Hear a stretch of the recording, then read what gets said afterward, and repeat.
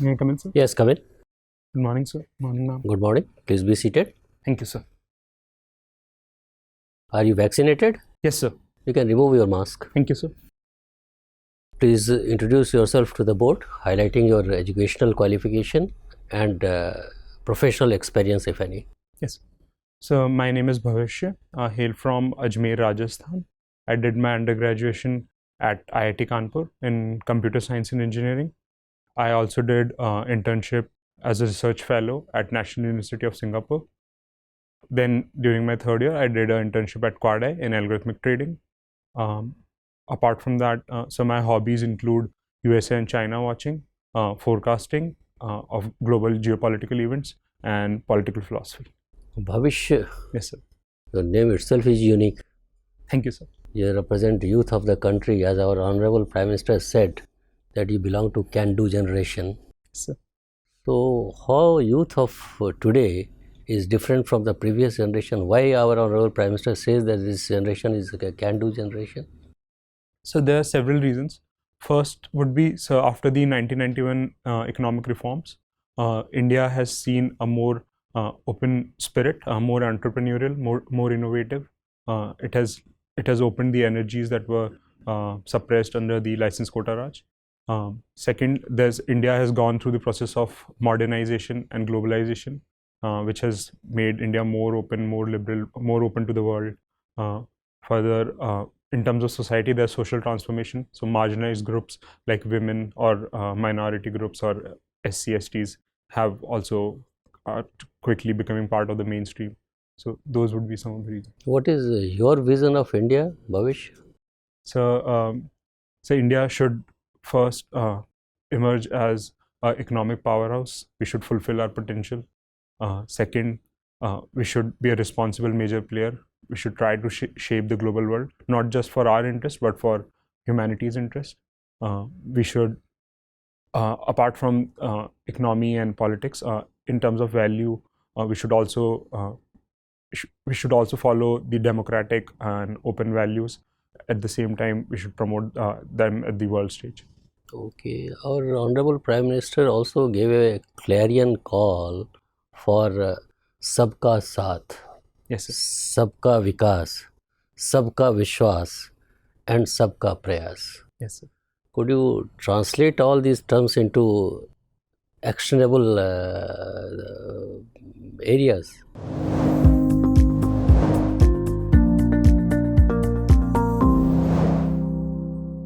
Sabka Saath means inclusive growth and inclusive governance. Sabka Saath, Sabka Vikas means inclusive governance, inclusive growth.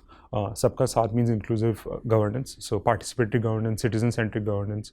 Sabka Vishwas means social trust and social capital and social cohesion. And Sabka Saath, Sabka Vikas, Sabka Vishwas, and Sabka Prayas means combined effort. So all parts of the society should participate in the growth story as well as benefit from the growth story. So when you say Sabka Prayas, Yes, what exactly do you mean? Yes, sir. So all sectors of economy as well as all parts of population and all geographies of India should participate in development. So for example, we should promote labor-intensive industries. We should include women in the labor force. There should be equitable distribution of resources regionally. So Northeast should be developed at par with Southern or Central India. Okay. One last question from my side. Yes, sir. Suppose you imagine yourself to be a member of the Indian Administrative Service. Yes, sir. Then tell me about two areas where you want the country to develop, which according to you is still not in the focus. Yes.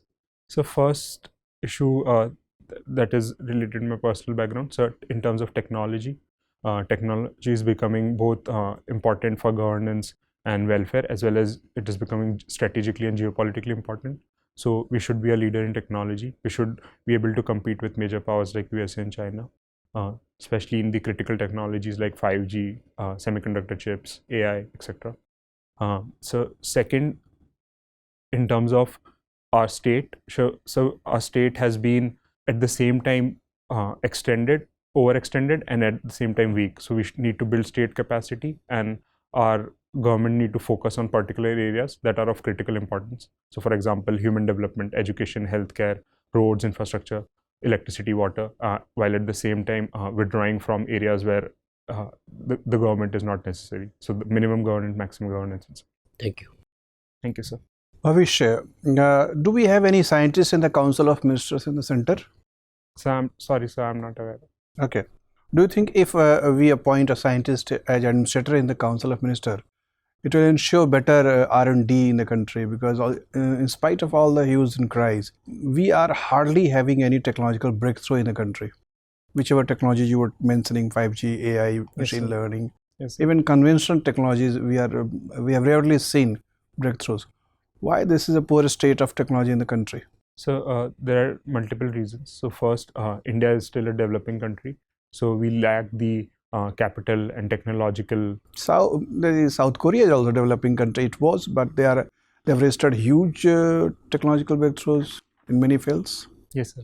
So South Korea was more joined with the USA, so it benefited from the technology transfer, which India did not for the first 40-50 years after independence. And further, we lack our research culture. Still, we are on implementing technologies rather than innovating new ones. Further, do you think as a society, national society, we offer sufficient respect and dignity to our scientists? Yes, sir. So it needs to be improved. Which is the best prize we offer to our scientists for their research work? So, for highly important contributions, we even offer Bharat Ratna. So, Shri APJ Abdul Kalam was given Bharat Ratna, C.V. Raman was given Bharat Ratna. Okay, Bharat Ratna is meant for all different kinds of. But which prize or award is committed only for scientists? So, Shanti Swarup Bhatnagar prize. That's correct. Yes. What we do under Shanti Swarup Bhatnagar award? So, Shanti Swarup Bhatnagar prize is given to scientists who stay in India and work in India and are below 45 years of age and have made important contributions in field of hard sciences. And those scientists who have crossed 45 years? So I cannot remember, but I think CSIR gives the. Okay. Who is considered father of computer science in India? So in India? So I'm not sure. Globally, it's Alan Turing. You are a computer science engineer. Yes. Can you briefly give us a genesis of computers in India? So computer science came to India with the IITs. So for example, my own IIT Kanpur has an Indo-American contribution program where Jonathan Galbraith, American scientist. Which year? In 1960s, 1961, 58 to 61. So IITs had the first computers. Then with the Rajiv Gandhi government, with Mr. Sam Pitroda, the computers became part of the government. Then slowly with the telecom revolution and the IT revolution, after the 1991 India seen service sector boom, that led to widespread use of computing technologies. Okay. What is this Pegasus controversy?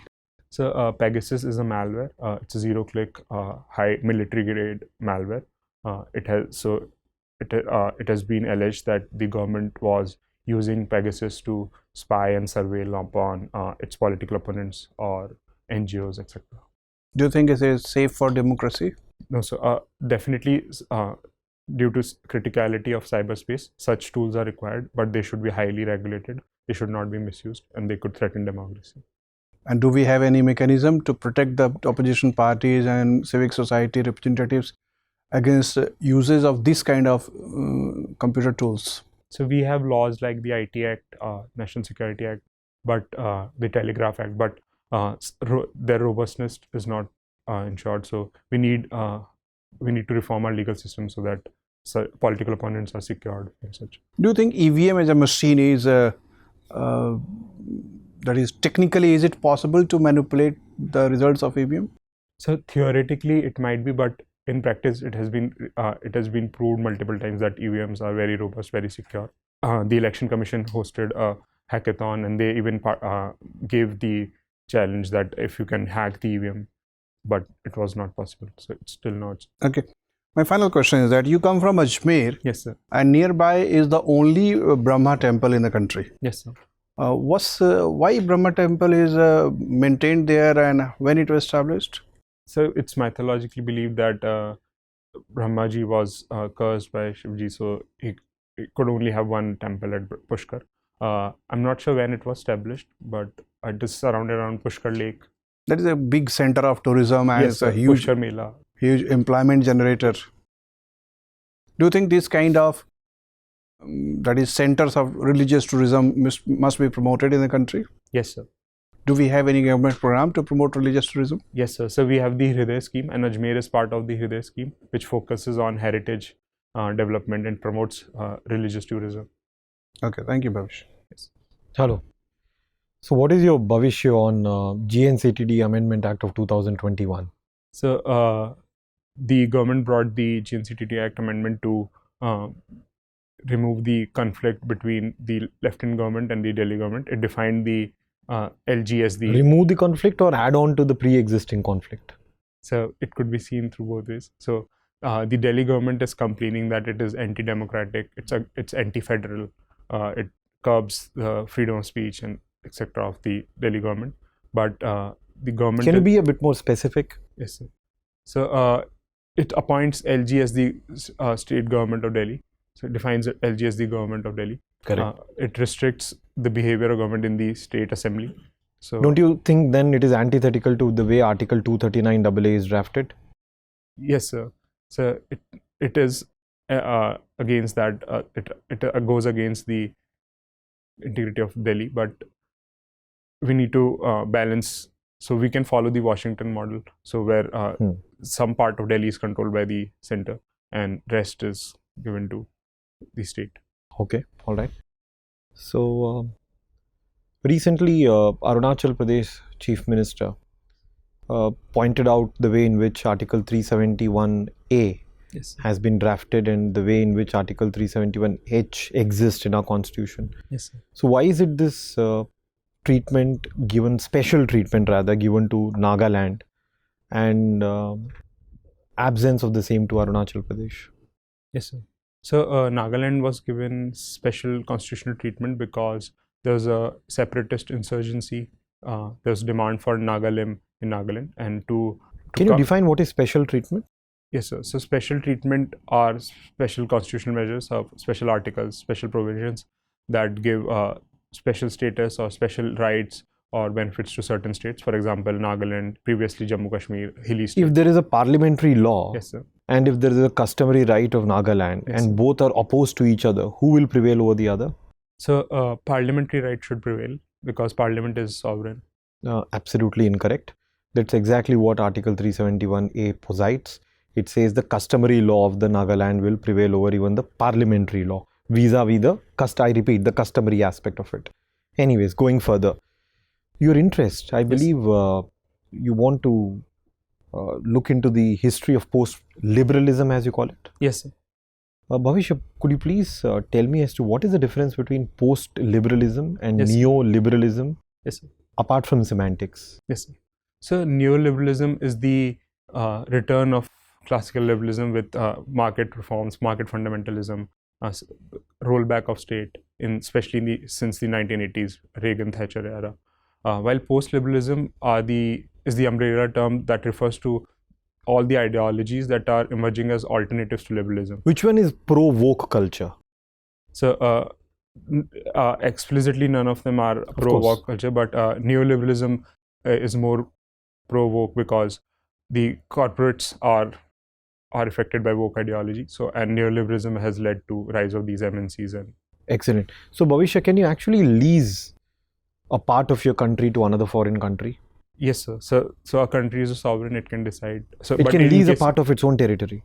So in case of India, the constitution bars to make, but we can still make transitions like the Have you heard of Diego Garcia? Yes, sir. In what context is it relevant to this question? Yes, sir. So Diego Garcia was part of the UK's Indian Ocean Territory. UK leased it to USA for its air base or Correct. military base. But now the International Tribunal has ruled that it should be returned back to Mauritius. All right, it has ruled, but has something happened thereafter? Yes, sir. So USA has not complied with the international tribunal. Yes, sir. Absolutely. Thank you, sir. Hello, Bhavishya. You were interned at Quadi, right? Yes, sir. What was the job at the company? So Quada is a high-frequency algorithmic trading firm. I worked as an intern on a project that was based around predicting volatility of the market. Yes, sir. So what are the various ratios that are looked after the mutual funds when they decide the investments? So sorry, sir, I did not work with mutual funds. Okay. What is the PE ratio? So it's the profits to earnings ratio. Okay. But it signifies how much the share of profit to total revenue is. Okay. So when we have to invest into a share, yes, sir. What will look, high PE or low PE? So high PE. What is the meaning of high PE? So that the stock creates more profit as share. Are you sure? Are you guessing or are you sure? So I'm not sure because I didn't. My project was around computer science. So okay, no issues, no issues. You know, recently Rajasthan had a violence in Karoli. Yes, sir. Tell me, how does it affect India's image at the world level when we hear the instances of violence in Madhya Pradesh, in Rajasthan? So, what is your take?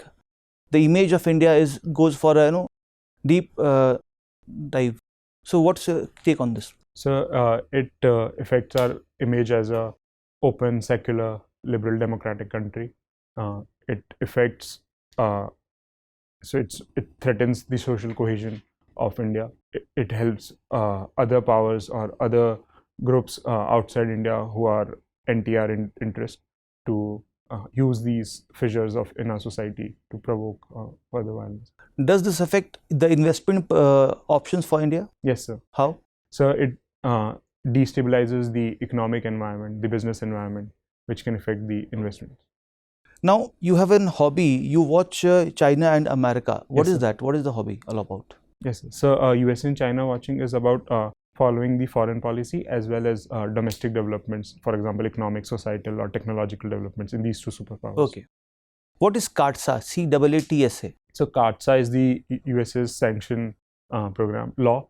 So any other country that tries to bypass the sanctions regime laid down by USA can be under threat of CAATSA sanctions. So, for example, India, after buying S-400 with Russia, could face CAATSA. Did we face the sanction?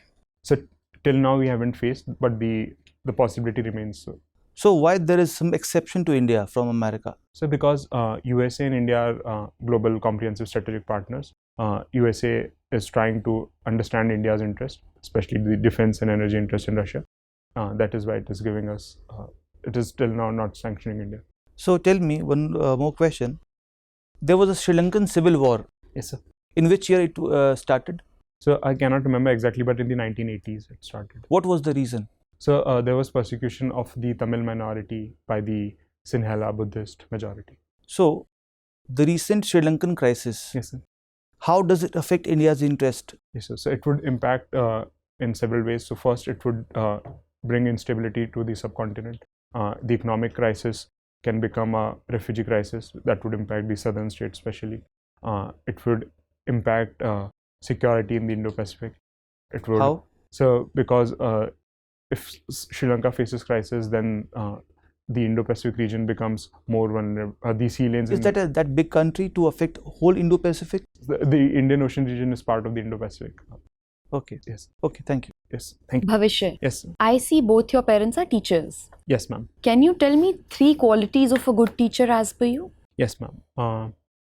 Ma'am, first would be devotion to the good of the students. So, second would be empathy and compassion to understand what student wants and how we can reach the student. Don't you think these two are same? There's slight difference. So, okay. And third? Third would be conscientiousness. So that includes hard work and dedication to their jobs. Okay. Recently, we've had new education policy. Yes, ma'am. Can you name a few key characteristics of new education policy? Yes, ma'am. Ma'am, the new education policy, NEP, tries to bring paradigmatic change in the education system of India. So it focuses on critical thinking, vocational training, mother tongue, early childhood care and development. It gives more flexibility in the curriculum. And in higher education, it tries to bring a single regulator. It opens opportunities for foreign universities to open their campuses. It gives more flexibility in the curriculum. It opens space for internships and vocational training, etc. Bhavishya, in recent times, we've seen that it was in news and everybody is discussing that educational institutions are kind of obstructing your religious freedom. Yes, ma'am. And I want to know your opinion on the same. Do you think educational institutions or institutional discipline should prevail over individual choice of religion? Though, ma'am, the decision would depend on the case-by-case basis, but Let's talk about the recent hijab row. In case of the recent hijab row in Karnataka, the schools or the colleges have the right to enforce their uniform or the particular code. And since the courts have ruled that the hijab is not part of the essential practice. So you're saying institutional discipline is more important than religious autonomy. Are you saying that? Yes, ma'am, until a serious fundamental right is not violated. So there are But this is a serious fundamental right. Ma'am, but the courts have decided that it's not part of the essential. Which one will you pick? Will you pick institutional discipline or will you pick religious? In this case, institutional discipline. Okay, all right. You are a graduate from IIT. Yes, ma'am. I see, Bhavishya, that IITs are mushrooming everywhere in the country. Yes, ma'am. Do you feel it's diluting the brand of IITs? Ma'am, there's a trade-off between quality versus social justice and access. So definitely we can allow more IITs, but at the same time we should ensure that at least few of the IITs maintain their quality. So generally it's the old IITs, the top 7 or top 10. So they try to focus more on quality research as well as quality education.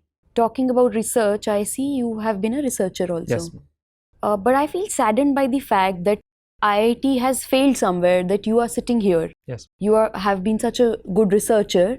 What are you doing here? Do you think something has gone wrong with you? I don't think it's an issue with the IITs. I think in my own personal case, the research process, I thought I could contribute more in terms of implementation, actual practice, because I think the research is becoming highly specialized and I prefer more multidisciplinary roles. So, and it's research is also very incremental. And I thought rather we need more practice and implementation than actual research. Okay. You're from Rajasthan. Yes, ma'am. And Rajasthan has been struggling with water scarcity. Can you suggest 3 measures to address this problem? Yes, ma'am. On the demand side, we need water conservation. So we can have compulsory rainwater harvesting in all government departments. We need to utilize our traditional methods. So for example, Johards, Bawdis, Mr. Rajendra Singh was famous for doing that. On the supply side, we need to boost the dams. So for example, in my own district, the Bisalpur Dam has made Ajmer and surrounding regions water surplus. So such dams and utilizing and improving the whole supply chain of water from the dam to the pipelines to the homes and reusing them, reducing the usage. Those would be. Bhavishya, my last question to you is, are you a leader? Yes, ma'am. Can you give me a few examples of this, whatever you've said from your life? Yes, ma'am.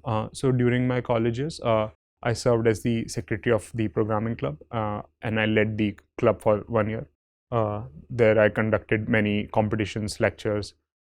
So those required leadership skills. And during my school years, I for time served as the captain of my cricket team. So that also required leadership. Thank you. Thank you, ma'am. Bhavish, you said yes, you are a leader. Yes, sir. In bureaucracy, what do you think? You need to be a leader or you need to be a team worker? So both are required. So though there are very few leaders, so and rest are so, but leaders are also selected from the workers. So the leaders are they travel all alone. Or they have followers only. Yes, sir. But the team has your co-workers working with you for a common goal. Yes, sir. So bureaucracy, leaders are more required in the bureaucracy or team workers are more required in the bureaucracy? So I don't think there's a dichotomy. So leaders, good leaders can provide a vision. They can motivate whole teams. While at the same time we need team workers so that there's no friction, there's good communication. Do you think you are a good human being? Yes, sir. I would say. Why do you think so? So I haven't. So the most basic line would be respect for human rights. So I haven't. So then the better qualities of human beings. So I think I possess many of them. So do you often lose your temper? No, sir. Even under a stressful situation, you never lose your temper? So till now, I haven't lost my temper in any of these situations. Thank you very much. Thank you, sir. The interview is over. You may go now. Yes. Thank you so much.